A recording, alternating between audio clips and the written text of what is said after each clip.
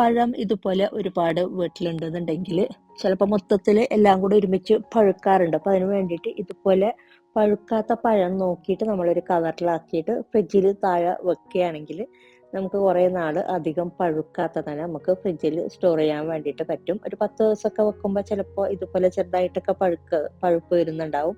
അപ്പോൾ നമുക്ക് അതിനനുസരിച്ച് നമുക്ക് ഫ്രിഡ്ജിൽ നിന്ന് എടുത്താൽ മതി. പിന്നെ പഴുത്ത പഴം ഒരിക്കലും ഫ്രിഡ്ജിൽ തൊലിയോട് കൂടിയിട്ട് വെക്കരുത്. അപ്പോൾ അതിൻ്റെ തൊലി പെട്ടെന്ന് കറുത്ത് ഓവറായിട്ട് പഴുത്ത പോലെ ഉണ്ടാവും. അപ്പോൾ അതിന് വേണ്ടിയിട്ട് ഇതുപോലെ തൊലി കളഞ്ഞിട്ട് കട്ട് ചെയ്തിട്ട് വേണമെങ്കിൽ കട്ട് ചെയ്തിട്ട് വെച്ച് കൊടുക്കാം. റൗണ്ടായിട്ട് വേണമെങ്കിൽ റൗണ്ടായിട്ട് കട്ട് ചെയ്യാം. നീളത്തിൽ വേണമെന്നുണ്ടെങ്കിൽ നീളത്തിൽ കട്ട് ചെയ്തിട്ട് വെക്കാം. പിന്നെ ആവശ്യാനുസരണം ഫ്രീസറിൽ വെക്കുന്നുണ്ടെങ്കിൽ കുറച്ച് നാൾ വെക്കാം, കുറച്ച് നാളും കൂടി വെക്കാം. അല്ലാന്നുണ്ടെങ്കിൽ പെട്ടെന്ന് എടുക്കുന്നുണ്ടെങ്കിൽ താഴെ വെച്ചാലും മതി.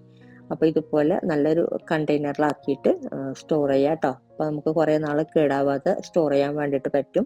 അപ്പോൾ ഈ ഒരു ടിപ്പ് നിങ്ങൾക്ക് യൂസ്ഫുൾ ആണ് എന്ന് തോന്നുന്നുണ്ടെങ്കിൽ മറ്റുള്ളവരിലേക്ക് ഷെയർ ചെയ്യാൻ മറക്കരുത് കേട്ടോ.